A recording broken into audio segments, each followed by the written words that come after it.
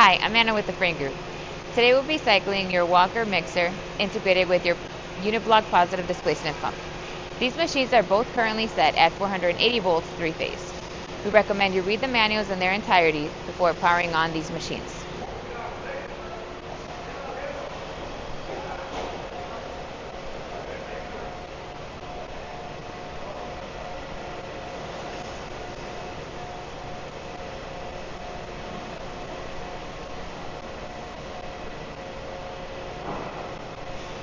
We will now be demonstrating variable speed.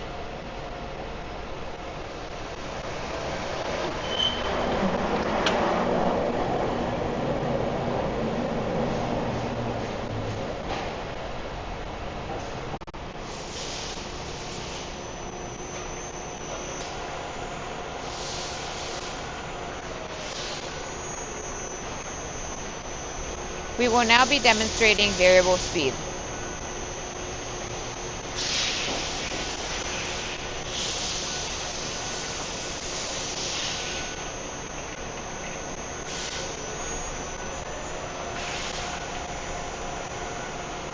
We pressure tested the jacket and it is currently holding at 150 psi.